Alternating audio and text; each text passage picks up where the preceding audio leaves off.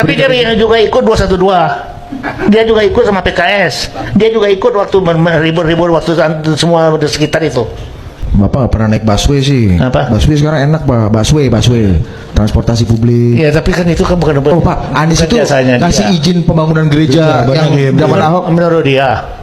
Tapi dia juga ikut 212. Dia juga ikut sama PKS. Dia juga ikut waktu ribut-ribut waktu semua di sekitar itu. Dia ikut sana.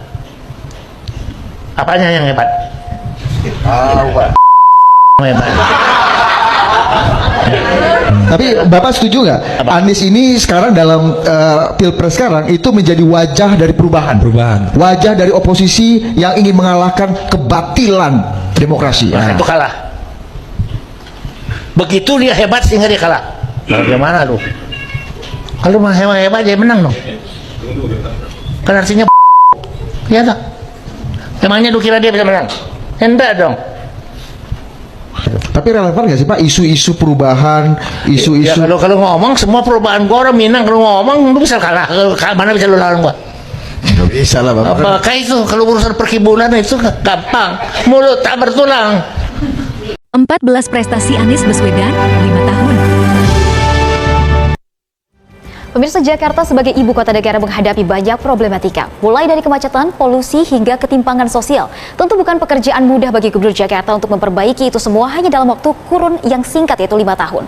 Lalu bagaimana dengan pencapaian Gubernur Anies Baswedan yang masa jabatannya akan berakhir dalam hitungan hari ini?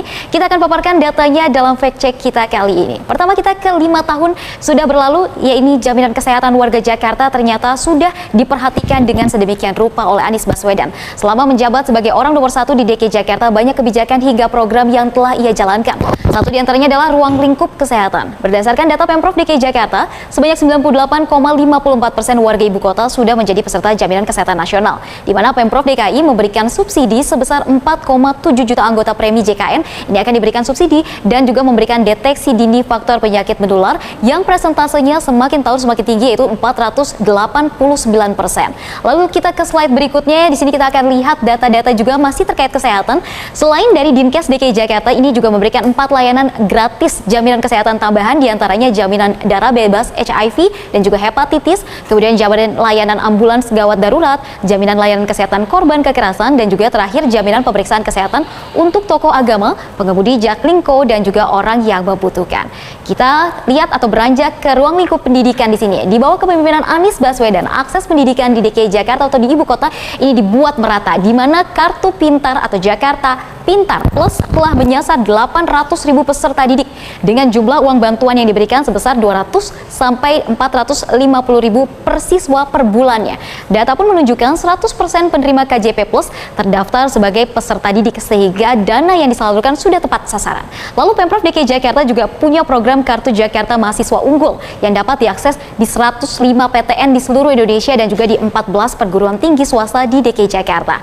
DKI Jakarta juga membangun 10 SMK dengan taraf dan juga peralatan penunjang atau pendukung yang maksimal, serta yang teranyar adalah pembangunan 4 Net Zero School yang baru kemarin diresmikan oleh Gubernur Anies Baswedan.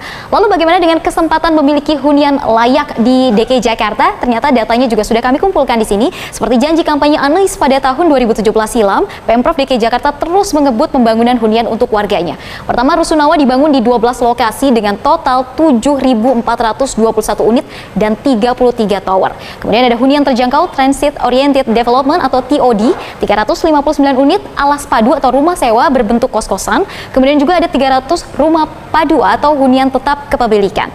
Kemudian ada penataan di 5 lokasi kampung susun sebanyak 472 unit. Dan terakhir hunian vertikal DP 0 rupiah berjumlah 6 tower atau sama dengan 2.332 unit. Lalu yang tidak kalah penting dari seluruh program yang sudah dijalankan oleh Anies Baswedan adalah tingkat ketahanan pangan di DKI Jakarta. Ternyata sejak tahun 2017 hingga 2021, Pemprov DKI Jakarta mencatat angka positif tingkat ketahanan pangan atau selalu berada di indeks sangat tahan atau berada di angka 80 poin ke atas. Pemprov pun memberikan subsidi ketahanan pangan yang tidak sedikit.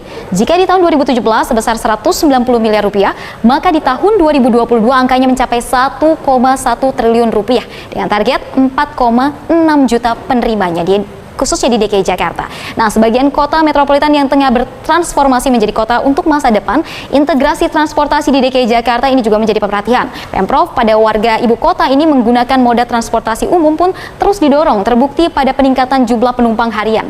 Di tahun 2017 sebesar 489.000 lebih, kemudian di tahun 2019 ada 1 juta lebih penumpang harian. Kemudian bisa dilihat juga untuk penumpang tahunan dalam kurun waktu 3 tahun terakhir, yaitu di tahun 2015 banyak 102 juta penumpang dan juga di tahun 2019 288 juta penumpang. Nah, untuk mendukung peningkatan penggunaan transportasi umum, Pemprov pun membangun fasilitas pendukung yang juga sudah dibangun sejak tahun 2017 hingga tahun 2022. Ada 103 km jalur sepeda, kemudian ada integrasi ruang, 9 simpul integrasi antar moda, 14 JPO baru, serta trotoar komplit street sepanjang 265,72 km.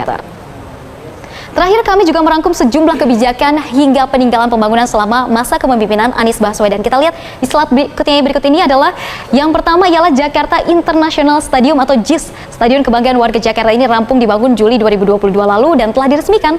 Kemudian ada ajang Formula E, ajang balap mobil listrik pertama di Indonesia, dan Jakarta ini menjadi tuan rumahnya. Ada juga kemudian aplikasi Jakarta Kini atau Jaki yang dirilis pada tahun 2019, menjadi aplikasi yang juga memperoleh banyak penghargaan karena inovasi yang dikeluarkan oleh Pemprov. Kemudian integrasi transportasi menjadikan transportasi di Jakarta dapat dimanfaatkan lebih besar lagi dengan tarif integrasi sebesar Rp10.000 hingga pembangunan integrasi transportasi moda yang ada di ibu kota. Kemudian mengintegrasikan atau juga menggratiskan PBB rumah di bawah Rp2 miliar. Terakhir, Pemprov DKI mendapat opini wajar tanpa pengecualian atau WTP dari Badan Pemeriksa Keuangan selama 5 tahun berturut-turut, yang artinya DKI telah memenuhi prinsip good governance. Nah, pencapaian Anies Baswedan selama 5 tahun ke belakang menjadi hal penting sebagai bentuk pertanggungjawaban dan juga selama memimpin DKI Jakarta. Tentu kita berharap apa yang sudah dikerjakan Anies hingga saat ini dapat berlanjut dan membuat Jakarta semakin lebih baik lagi.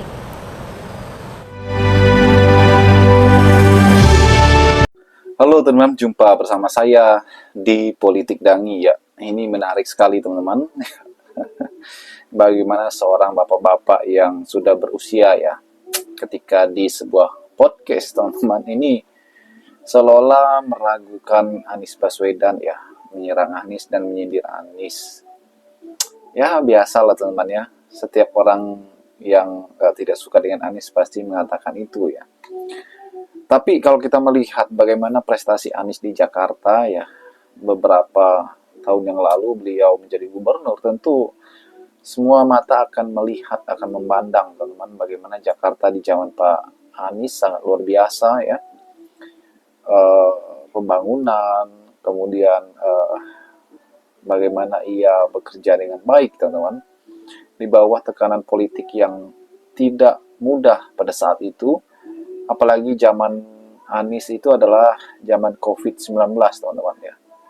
Dan itu Anies terus kuat menjadi pemimpin ya, dan terbukti bagaimana Anies sukses ya memimpin Jakarta di masa periode pertamanya teman. Dan kalau kita melihat ya, kadang orang selalu menganggap kekalahan Anies sebagai capres ya kan, dan itu hal yang biasa di dalam dunia kompetisi, pasti ada yang menang dan kalah. Tapi kalau kita melihat kemenangan Anies ya, dari sudut yang lain dan bisa kita pastikan ya, kita bandingkan dengan Ganjar ya, Anies menang ya. Kenapa? Kalau kita melihat Pilpres 2024 yang lalu ya, Ganjar mendapat 16%, dan itu pun Ganjar adalah didukung PD Perjuangan yang notabene ya pada saat itu berkuasa teman ya, di akhir masa kekuasaan Jokowi ya. Namun Ganjar kalah ya dengan 16%, sedangkan Anies 25%. Ini kan sebuah hal yang sangat luar biasa.